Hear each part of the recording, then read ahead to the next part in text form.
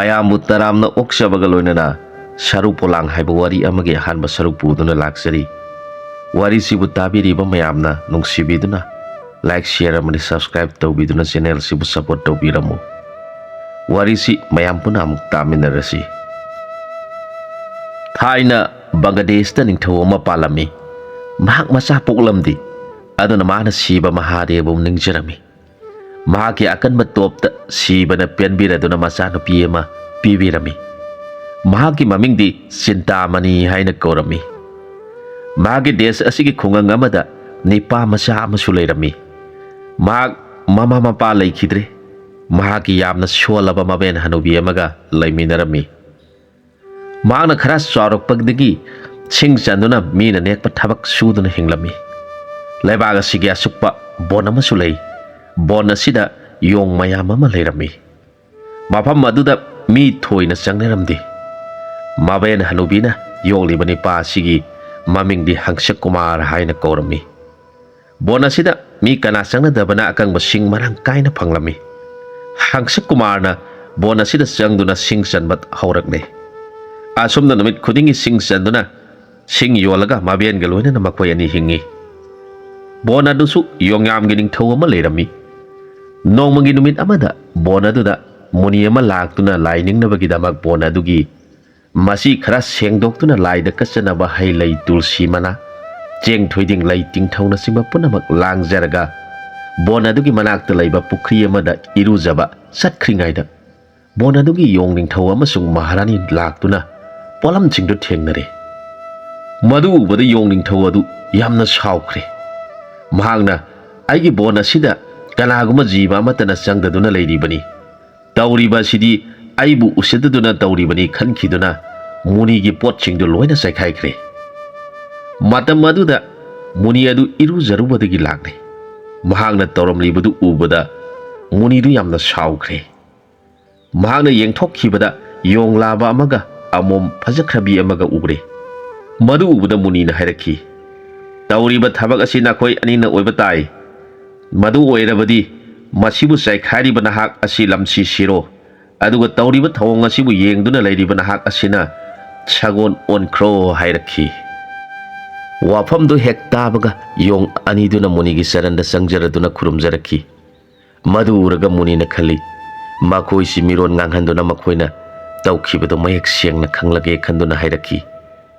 "ꯅꯈꯣꯏ ꯑꯅꯤ ꯃꯤꯔꯣꯟ ꯊꯣꯛꯇꯨꯅ ꯑꯩꯉꯣꯟꯗ ꯁꯦꯡꯅ ꯇꯝꯃꯨ." ꯃꯗꯨ ꯇꯥꯕꯗ ꯌꯣꯡ ꯂꯥꯕꯗꯨꯅ ꯍꯥꯏꯔꯛꯈꯤ, "ꯃꯨꯅꯤꯗꯦꯕ, ꯕꯣꯟ ꯑꯁꯤ ꯑꯩꯅ ꯅꯤꯡꯊꯧ ꯑꯣꯏꯗꯨꯅ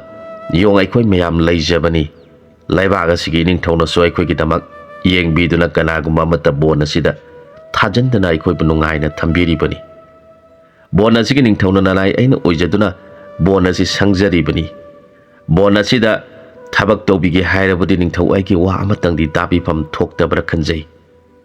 ꯉꯁꯤ ꯕꯣꯟ ꯑꯁꯤꯗ ꯃꯨꯅꯤꯗꯦꯕꯅ ꯂꯥꯏꯗ ꯀꯠꯅꯕꯅꯤ ꯍꯥꯏꯕ ꯈꯪꯖꯍꯧꯗꯕꯗꯒꯤ ꯑꯁꯥꯎꯕꯅ ꯍꯦꯟꯈꯤꯗꯨꯅ ꯊꯣꯛꯈꯤꯕꯅꯤ." ꯌꯣꯡꯒꯤ ꯋꯥꯗꯨ ꯇꯥꯔꯒ ꯃꯨꯅꯤꯗꯨ ꯒ꯭ꯌꯥꯟ ꯇꯥꯔꯛꯈꯤ꯫ ꯑꯁꯥꯎꯕ ꯄꯨꯝꯅꯃꯛ ꯃꯥꯡꯈꯤꯗꯨꯅ, "ꯆꯨꯝꯃꯤ, ꯃꯍꯥꯛꯅ ꯍꯥꯏꯔꯤꯕꯁꯤ ꯂꯝꯁꯤꯒꯤ ꯃꯄꯨꯗꯤ ꯃꯍꯥꯛꯅꯤ꯫ ꯃꯍꯥꯛꯄꯨ ꯇꯥꯛꯇꯅ ꯑꯩꯅ ꯊꯕꯛ ꯇꯧꯔꯨꯔꯤꯕꯁꯤ ꯑꯔꯥꯟꯕꯅꯤ꯫ ꯑꯗꯨꯕꯨ ꯑꯩꯅ ꯍꯥꯏꯗꯣꯛꯈ꯭ꯔꯤꯕ ꯋꯥꯐꯝꯁꯤꯃꯗꯤ ꯃꯥꯡꯕ ꯌꯥꯗꯕꯅ ꯃꯈꯣꯏ ꯑꯅꯤꯁꯤ ꯑꯃꯅ ꯂꯝꯁꯤ ꯁꯤꯔꯒꯅꯤ,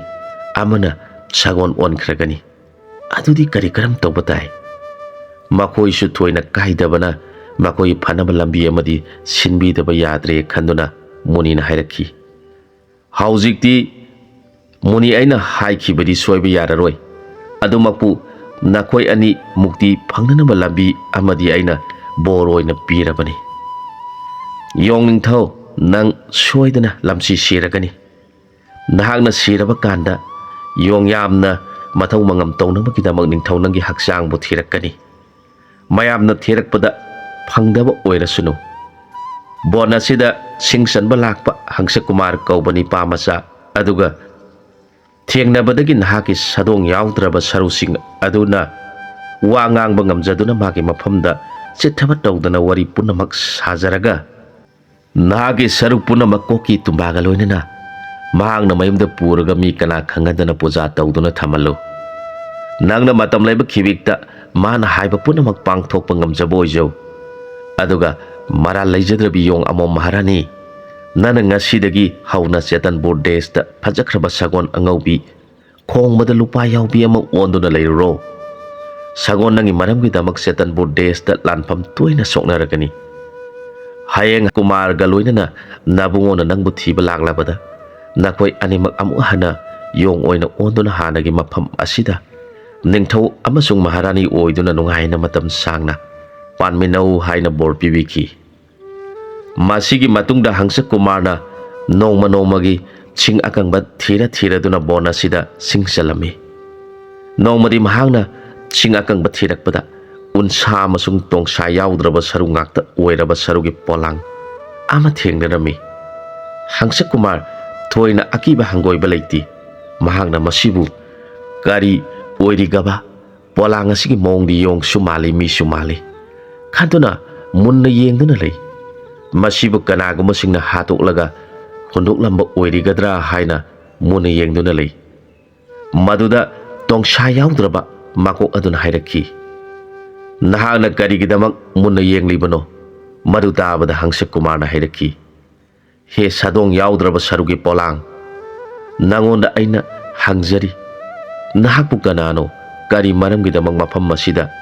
asiguma phibam masi oiribano. Maduda sarugi polang aduna amu hairaki. Nangna kari maramgidamak wahangsing asi hanglibano Kumarna hairaki. He lai oiraba aina hangjari basi atay amaki nasadi aigi kananabasu nasadi jiba singna taibang sangsar si thadokpa matamda laihoriba haksang polang sing adu magi haunabi tawduna loisindrabadi atma singdu Ishwargi saranda sangjaba yadaduna jiba oina amuk hana pokpasu yadana yamna wana mira lamba oiduna lai hai. Madu kongnabagi damak aina khangjarabadi mi oire migi mathau tawjanaba sa oire sagi mathau tawjanaba hangjaribani. Madu tabada polang aduna amu hairaki. Aihak nangi jiba singbu nungsibiba wafam asi taraga aihak yamna pele aduna nahangna aigi haksang polang asi soandana chekshanna puraga kana khangandana thamu aina nangi nateng matam pumbada pangani. Nangna khangdaba punamak aingonda hangadabani aduga thokriba punamaksu polang aduna Hangsa Kumargi mafamda chithaba tawduna loina marik sumna tamlabada Hangsa Kumarna numit adu singsanba tokladuna sarugi polang adubu makokti yeliba phi aduna yomchenduna mayumda phajana kana khangandana thamduna nungtigi magi seba tawjaki. Maduda polang aduna hairaki. Haujikti eha nahaki nanai oirabani aduna ibungona bona chatuna sing salibadu tokpiro nanai oiba hangna ibungoga seba tawfam thui ibungona pamiba punamak nanai na katsagani. Madu targa Hangsa Kumarna haiki phare nahangna aibu thabak suhanningdrabadi iben hanubisiga aikoi ahomgi sana thangnaba nahangna puba tare. Polang aduna haijaraki. Madugi damak thoina wabiraganu nanai aigi thau oijaragi. Saru polang aduna sumna khalaki aina lawguduriba potsing asi khungangi praja singdagi laurabadi makoidi lairaba ngakta oibana makoidigi lauraroi laibak asigi ningthaugi konungdagi laurage khanki. Asumna mahangna ningthaugi konungdagi sana thangnaba potche mayam lauruduna mabungoda pire. Madu ubada Hangsa Kumarna masidi kadaidagi laurubano haina hanglaki. Maduda polang aduna khumlaki. Ibungo nanaina ningthau konungdagi laurubana khara phagadra mahakti awatpa leitabani khanjaduna ningthaugi konungdagi laujarubani. Madu targa Hangsa Kumarna hairaki. Madu oirabadi phare madu natana tolaba praja singdagi oirabadi phati sagumsi haige tawbani. Asumna sarugi polang aduna marak makhogi walakadaba matamda ningthaugi pukaidagi laura duna sum leirakhi. Nongmadi sarugi polang aduna khalaki aigi ibungo si nongmagi konungdagi awatpa sing lauduna chabasinadi nungaitre karam toroga nungai hangadagi khalakle. Matam aduda laiba adugi mantri singi manungdagi mabuk phattaba mantri ama yauribaduna ningthaugi sana samu makok muk chawba matum adu ningthaugi langaidagi huraga puge tawbada ꯇꯥꯟꯖꯥ ꯆꯥꯈꯤꯗꯕꯗꯒꯤ ꯄꯨꯕ ꯉꯝꯗꯗꯨꯅ ꯅꯤꯡꯊꯧꯒꯤ ꯄꯨꯈ꯭ꯔꯤ ꯑꯆꯧꯕ ꯑꯃ ꯂꯩꯔꯤꯕꯗꯨꯗ ꯊꯥꯗꯗꯨꯅ ꯊꯝꯈꯤ꯫ ꯃꯍꯥꯛꯅ ꯃꯗꯨꯕꯨ ꯂꯧꯅꯕ ꯇꯥꯟꯖꯥ ꯌꯦꯡꯗꯨꯅ ꯂꯩꯔꯛꯈꯤ, ꯑꯗꯨꯕꯨ ꯈꯨꯗꯣꯡꯆꯥꯕ ꯐꯪꯈꯤꯗꯦ꯫ ꯅꯣꯡꯃꯗꯤ ꯅꯤꯡꯊꯧꯅ ꯃꯥꯒꯤ ꯍꯤ ꯌꯥꯏ ꯊꯝꯐꯝꯗ ꯆꯪꯗꯨꯅ ꯌꯦꯡꯂꯨꯕꯗ ꯍꯥꯏꯔꯤꯕ ꯁꯅꯥꯒꯤ ꯄꯣꯠꯇꯨ ꯂꯩꯔꯝꯗ꯭ꯔꯦ꯫ ꯃꯗꯨꯗ ꯅꯤꯡꯊꯧꯗꯨ ꯌꯥꯝꯅ ꯃꯊ꯭ꯋꯥꯏ ꯋꯥꯅ ꯃꯟꯇ꯭ꯔꯤꯁꯤꯡ ꯀꯧꯁꯤꯟꯗꯨꯅ ꯋꯥ ꯇꯥꯟꯅꯈꯤ꯫ ꯃꯟꯇ꯭ꯔꯤꯁꯤꯡꯅ ꯍꯥꯏꯔꯛꯏ, "ꯏꯅꯤꯡꯊꯧ ꯏꯕꯨꯡꯉꯣ, ꯍꯟꯗꯛꯀꯤ ꯄꯣꯃꯥꯡ ꯑꯁꯤ ꯌꯥꯝꯅ ꯉꯛꯏ꯫ ꯃꯁꯤꯒꯤ ꯃꯔꯤ ꯃꯈꯣꯡ ꯁꯦꯡꯅ ꯈꯪꯗꯣꯛꯇꯨꯅ ꯍꯨꯔꯥꯟꯕ ꯐꯥꯗꯕ ꯌꯥꯗ꯭ꯔꯤ." ꯋꯥꯐꯝꯗꯨ ꯇꯥꯔꯒ ꯅꯤꯡꯊꯧꯅ ꯂꯥꯎꯊꯣꯔꯛꯈꯤ, "ꯑꯩꯒꯤ ꯀꯣꯅꯨꯡꯒꯤ ꯂꯥꯟꯒꯩꯗꯒꯤ ꯍꯨꯈ꯭ꯔꯤꯕ ꯁꯅꯥ ꯑꯁꯤꯒꯤ ꯃꯔꯝ ꯁꯦꯡꯅ ꯈꯪꯗꯨꯅ ꯍꯨꯈ꯭ꯔꯤꯕ ꯃꯤꯁꯛ ꯄꯨꯊꯣꯛꯄ ꯉꯝꯂꯕꯗꯤ ꯑꯩꯒꯤ ꯏꯆꯥꯅꯨꯄꯤ ꯑꯃꯗ ꯄꯣꯛꯆꯕꯤ ꯑꯁꯤ ꯃꯥꯒꯤ ꯃꯐꯝꯗ ꯊꯥꯖꯗꯨꯅ ꯃꯥꯡꯈ꯭ꯔꯤꯕ ꯁꯅꯥ ꯑꯗꯨꯅ ꯑꯣꯟꯄꯣꯠ ꯑꯣꯏꯅ ꯄꯤꯒꯅꯤ." ꯋꯥꯐꯝꯗꯨ ꯇꯥꯕꯗ ꯂꯩꯕꯥꯛꯇꯒꯤ ꯑꯈꯪ ꯑꯍꯩ ꯄꯨꯝꯅꯃꯛ ꯂꯥꯛꯇꯨꯅ ꯌꯦꯡꯕꯗ ꯀꯔꯤ ꯑꯃꯠꯇ ꯀꯥꯟꯅꯕ ꯐꯪꯈꯤꯗ꯭ꯔꯦ꯫ ꯑꯁꯨꯝꯅ ꯑꯁꯨꯝ ꯁꯟꯗꯣꯔꯛꯄꯅ ꯍꯪꯁ ꯀꯨꯃꯥꯔꯅ ꯂꯩꯔꯤꯕ ꯈꯨꯡꯒꯪ ꯑꯁꯤ ꯌꯧꯅ ꯄꯥꯎꯗꯨ ꯂꯥꯛꯈꯤ꯫ ꯃꯗꯨꯗ ꯍꯪꯁ ꯀꯨꯃꯥꯔꯅ ꯃꯥꯒꯤ ꯁꯔꯨ ꯄꯣꯂꯥꯡꯒꯤ ꯁꯛꯇꯤ ꯑꯗꯨ ꯌꯦꯡꯅꯤꯡꯂꯛꯈꯤ꯫ ꯑꯗꯨꯅ ꯃꯍꯥꯛꯅ ꯃꯥꯒꯤ ꯁꯔꯨꯒꯤ ꯄꯣꯂꯥꯡ ꯑꯗꯨ ꯌꯦꯡꯂꯒ ꯍꯥꯏꯔꯛꯈꯤ, "ꯍꯟꯗꯛꯇꯤ ꯅꯤꯡꯊꯧꯒꯤ ꯃꯥꯡꯈ꯭ꯔꯤꯕ ꯁꯅꯥ ꯑꯁꯤ ꯅꯪꯅ ꯐꯪꯅꯕ ꯊꯤꯗꯨꯅ ꯍꯨꯔꯥꯟꯕ ꯃꯤꯁꯤꯡꯒ ꯀꯣꯟꯅꯅ ꯇꯥꯛꯄꯤꯗꯨꯅ ꯅꯤꯡꯊꯧꯒꯤ ꯃꯆꯥꯅꯨꯄꯤ ꯂꯧꯗꯨꯅ ꯃꯃꯥ ꯏꯕꯨꯡꯉꯣ ꯑꯣꯏꯗꯨꯅ ꯋꯥꯇ ꯄꯥꯗꯨꯅ ꯑꯩꯈꯣꯏ ꯄꯥꯜꯂꯁꯤ꯫ ꯀꯔꯤ ꯈꯟꯕꯒꯦ?" ꯍꯪꯂꯛꯈꯤ꯫ ꯃꯗꯨ ꯇꯥꯔꯒ ꯁꯔꯨ ꯄꯣꯂꯥꯡ ꯑꯗꯨꯅ ꯍꯥꯏꯔꯛꯈꯤ, "ꯃꯗꯨꯗꯤ ꯌꯥꯝꯅ ꯐꯕ ꯋꯥꯐꯝꯅꯤ꯫ ꯃꯗꯨꯒꯨꯝꯕ ꯑꯃꯠꯇ ꯊꯣꯛꯇꯕ ꯑꯁꯤ ꯑꯩꯗꯤ ꯌꯥꯝꯅ ꯅꯨꯡꯉꯥꯏꯔꯝꯗ꯭ꯔꯤꯕꯅꯤ꯫ ꯃꯗꯨ ꯑꯣꯏꯔꯕꯗꯤ ꯑꯩꯈꯣꯏ ꯑꯅꯤ ꯆꯠꯂꯁꯤ꯫ ꯅꯪꯗꯤ ꯃꯨꯔꯇꯤ ꯑꯣꯏꯅ ꯄꯨꯊꯣꯛꯇꯨꯅ ꯆꯠꯄ ꯌꯥꯗꯕꯅ ꯑꯩꯒꯤ ꯏꯅꯥꯛꯇ ꯂꯩꯗꯨꯅ ꯇꯧꯒꯗꯕ ꯄꯨꯝꯅꯃꯛ ꯑꯩꯕꯨ ꯈꯪꯍꯜꯂꯨ." ꯐꯔꯦ ꯍꯥꯏꯅꯗꯨꯅ ꯃꯈꯣꯏ ꯅꯤꯡꯊꯧ ꯀꯣꯅꯨꯡꯗ ꯂꯥꯛꯂꯦ꯫ ꯍꯪꯁ ꯀꯨꯃꯥꯔꯅ ꯅꯤꯡꯊꯧꯒꯤ ꯊꯣꯡ ꯁꯪꯕꯁꯤꯡꯗ ꯍꯥꯏꯖꯔꯛꯈꯤ, "ꯏꯌꯥꯝꯕ ꯊꯣꯡꯁꯪꯕꯁꯤꯡ, ꯑꯩꯍꯥꯛ ꯂꯩꯕꯥꯛ ꯑꯁꯤꯒꯤ ꯑꯔꯥꯞꯄ ꯈꯨꯡꯒꯪ ꯑꯃꯗꯒꯤꯅꯤ꯫ ꯑꯩꯍꯥꯛ ꯏꯅꯤꯡꯊꯧꯕꯨ ꯈꯨꯔꯨꯝꯖꯗꯨꯅ ꯃꯥꯡꯈꯤꯕ ꯄꯣꯠꯇꯨ ꯀꯅꯥꯅ ꯂꯧꯕꯅꯣ, ꯀꯗꯥꯏꯗ ꯊꯝꯕꯒꯦ ꯌꯦꯡꯖꯒꯦ ꯂꯥꯛꯆꯕꯅꯤ꯫ ꯑꯗꯨꯅ ꯑꯩꯕꯨ ꯆꯪꯕ ꯌꯥꯒꯗ꯭ꯔꯥ ꯌꯥꯔꯣꯏꯗ꯭ꯔꯥ ꯈꯔ ꯍꯪꯕꯤꯔꯨ." ꯃꯗꯨ తాꯕꯗ ꯊꯣꯡꯁꯪꯕꯁꯤꯡ ꯑꯗꯨ ꯆꯪꯈꯤꯗꯨꯅ ꯅꯤꯡꯊꯧꯗ ꯋꯥꯔꯝ ꯄꯨꯝꯅꯃꯛ ꯇꯝꯂꯕꯗ ꯅꯤꯡꯊꯧꯅ ꯊꯨꯅ ꯊꯥꯖꯤꯜꯂꯛꯎ ꯍꯥꯏꯔꯛꯈꯤ꯫ ꯍꯪꯁ ꯀꯨꯃꯥꯔꯅ ꯀꯣꯅꯨꯡꯗ ꯆꯪꯁꯤꯜꯂꯛꯇꯨꯅ ꯅꯤꯡꯊꯧꯕꯨ ꯈꯨꯔꯨꯝꯖꯔꯦ꯫ ꯅꯤꯡꯊꯧꯅ ꯍꯪꯁ ꯀꯨꯃꯥꯔꯗ ꯃꯥꯒꯤ ꯃꯥꯡꯈ꯭ꯔꯕ ꯁꯅꯥ ꯑꯃꯗꯤ ꯍꯨꯔꯥꯟꯕꯁꯤꯡꯗꯨ ꯄꯨꯊꯣꯛꯅꯕ ꯌꯥꯊꯪ ꯄꯤꯔꯛꯈꯤ꯫ ꯃꯗꯨꯗ ꯍꯪꯁ ꯀꯨꯃꯥꯔꯅ ꯅꯤꯡꯊꯧꯕꯨ ꯈꯨꯔꯨꯝꯖꯔꯒ ꯎꯠ ꯈꯔ ꯂꯩꯃꯥꯏꯗ ꯆꯥꯏꯊꯣꯛꯂꯒ ꯆꯩꯇꯦꯛ ꯑꯃ ꯄꯥꯏꯔꯒ ꯀꯔꯤ ꯀꯔꯤꯅꯣ ꯈꯣꯠꯆꯤꯟꯅꯗꯨꯅ ꯂꯩꯈꯤ꯫ ꯃꯥꯒꯤ ꯁꯔꯨ ꯄꯣꯂꯥꯡ ꯑꯗꯨꯅ ꯃꯅꯥꯀꯣꯡꯗ ꯍꯥꯏꯔꯛꯈꯤ, "ꯃꯥꯡꯈ꯭ꯔꯤꯕ ꯁꯅꯥ ꯑꯗꯨꯗꯤ ꯏꯅꯤꯡꯊꯧꯒꯤ ꯄꯨꯈ꯭ꯔꯤ ꯑꯆꯧꯕ ꯑꯁꯤꯗ ꯇꯥꯗꯨꯅ ꯂꯩꯔꯦ꯫ ꯍꯨꯔꯥꯟꯕꯁꯤꯡ ꯑꯗꯨꯗꯤ ꯏꯅꯤꯡꯊꯧꯒ ꯌꯥꯝꯅ ꯆꯥꯟꯅꯖꯕꯁꯤꯡ ꯑꯁꯤꯒꯤ ꯃꯅꯨꯡꯗꯒꯤ ꯑꯃꯒ ꯊꯣꯉꯥꯛꯄꯁꯤꯡ ꯑꯁꯤꯒꯤ ꯃꯅꯨꯡꯗꯒꯤ ꯑꯅꯤꯒꯅꯤ" ꯍꯥꯏꯈꯤ꯫ ꯋꯥꯐꯝꯁꯤꯡꯗꯨ ꯍꯪꯁ ꯀꯨꯃꯥꯔꯅ ꯅꯤꯡꯊꯧꯗ ꯇꯝꯂꯕꯗ ꯅꯤꯡꯊꯧꯅ ꯃꯅꯥꯏꯁꯤꯡꯕ ꯄꯨꯈ꯭ꯔꯤ ꯃꯅꯨꯡꯗ ꯁꯅꯥ ꯊꯤꯍꯟꯈꯤ꯫ ꯄꯨꯈ꯭ꯔꯤ ꯑꯗꯨꯒꯤ ꯂꯥꯏꯖ ꯏꯔꯣꯟꯅꯨꯡꯗꯒꯤ ꯁꯅꯥ ꯃꯇꯨꯝ ꯑꯗꯨ ꯃꯅꯥꯏꯁꯤꯡꯅ ꯄꯨꯈꯠꯂꯛꯈꯤ꯫ ꯃꯗꯨ ꯎꯕꯗ ꯅꯤꯡꯊꯧ ꯑꯗꯨꯅ ꯌꯥꯝꯅ ꯉꯛꯈꯤ꯫ ꯑꯗꯨꯒ ꯃꯍꯥꯛꯅ ꯃꯍꯥꯛꯀꯤ ꯃꯍꯥꯔꯥꯅꯤꯁꯤꯡꯗ ꯃꯨꯟꯅ ꯌꯦꯡꯗꯨꯅ ꯂꯩꯈꯤ꯫ ꯃꯍꯥꯔꯥꯅꯤꯁꯤꯡꯅꯁꯨ ꯌꯥꯝꯅ ꯀꯤꯅ ꯅꯤꯡꯊꯧꯗ ꯌꯦꯡꯖꯗꯨꯅ ꯂꯩꯈꯤ꯫ ꯅꯤꯡꯊꯧꯒꯤ ꯃꯄꯨꯛꯅꯤꯡꯗ ꯑꯁꯨꯝꯅ ꯈꯟꯈꯤ, "ꯑꯩꯒꯤ ꯀꯣꯅꯨꯡ ꯃꯅꯨꯡ ꯑꯁꯤꯗ ꯍꯤ ꯌꯥꯏ ꯁꯅꯥ ꯂꯨꯄꯥ ꯁꯣ ꯂꯣꯟꯗꯨꯅ ꯊꯝꯂꯤꯕ ꯄꯣꯠ ꯑꯁꯤꯕꯨ ꯃꯇꯧ ꯀꯔꯝꯅ ꯁꯣ ꯍꯥꯡꯗꯣꯛꯇꯨꯅ ꯁꯅꯥ ꯑꯁꯤ ꯂꯧꯔꯤꯕꯅꯣ? ꯑꯗꯨꯅꯗꯤ ꯂꯥꯛꯂꯤꯕ ꯅꯤꯄꯥ ꯑꯁꯤꯅ ꯍꯥꯏꯔꯤꯕ ꯑꯩꯒꯤ ꯈ꯭ꯋꯥꯏꯗꯒꯤ ꯆꯥꯟꯅꯕ ꯅꯛꯅꯕ ꯃꯟꯇ꯭ꯔꯤ ꯑꯃꯒ ꯊꯣꯡꯁꯪꯕ ꯑꯅꯤꯒꯅ ꯄꯣꯠ ꯑꯁꯤ ꯂꯧꯕꯅꯤ ꯍꯥꯏꯔꯤꯕꯁꯤ ꯆꯨꯝꯕ ꯇꯥꯏ." ꯈꯟꯗꯨꯅ ꯃꯍꯥꯛꯅ ꯃꯥꯒꯤ ꯃꯍꯥꯔꯥꯅꯤ ꯑꯇꯣꯝꯕꯤꯗ ꯃꯨꯟꯅ ꯌꯦꯡꯂꯤꯕꯅꯤ꯫ ꯃꯔꯝꯗꯤ ꯃꯍꯥꯛꯅ ꯃꯍꯥꯔꯥꯅꯤ ꯑꯇꯣꯝꯕꯤꯕꯨ ꯈ꯭ꯋꯥꯏꯗꯒꯤ ꯍꯦꯟꯅ ꯂꯨꯅ ꯇꯧꯖꯕꯅꯤ꯫ ꯅꯤꯡꯊꯧꯅ ꯍꯥꯏꯔꯛꯈꯤ, "ꯏꯕꯨꯡꯉꯣ, ꯅꯍꯥꯛ ꯑꯁꯤ ꯌꯥꯝꯅ ꯈꯪꯕ ꯏꯁꯣꯔꯒꯨꯝꯕ ꯃꯤꯑꯣꯏꯅꯤ꯫ ꯅꯪꯅ ꯑꯩꯒꯤ ꯃꯥꯡꯈ꯭ꯔꯕ ꯄꯣꯠ ꯑꯗꯨꯕꯨꯗꯤ ꯐꯪꯍꯟꯕꯤꯔꯦ, ꯑꯗꯨꯕꯨ ꯍꯨꯔꯥꯟꯕꯁꯤꯡ ꯑꯗꯨꯕꯨꯁꯨ ꯑꯩꯉꯣꯟꯗ ꯈꯪꯍꯟꯕꯤꯌꯨ." ꯃꯇꯝ ꯑꯗꯨꯗ ꯍꯪꯁ ꯀꯨꯃꯥꯔꯅ ꯍꯥꯏꯖꯔꯛꯈꯤ, "ꯏꯅꯤꯡꯊꯧ ꯏꯕꯨꯡꯉꯣ, ꯅꯅꯥꯏꯅ ꯏꯅꯤꯡꯊꯧꯒꯤ ꯃꯐꯝꯗꯒꯤ ꯀꯔꯤꯒꯨꯝꯕ ꯑꯃꯠꯇ ꯅꯤꯖꯒꯦ." ꯃꯗꯨꯗ ꯅꯤꯡꯊꯧꯅ ꯃꯥꯒꯤ ꯑꯄꯥꯝꯕꯗꯨ ꯍꯥꯏꯅꯕ ꯈꯪꯍꯜꯂꯛꯈꯤ꯫ "ꯏꯅꯤꯡꯊꯧ ꯏꯕꯨꯡꯉꯣ,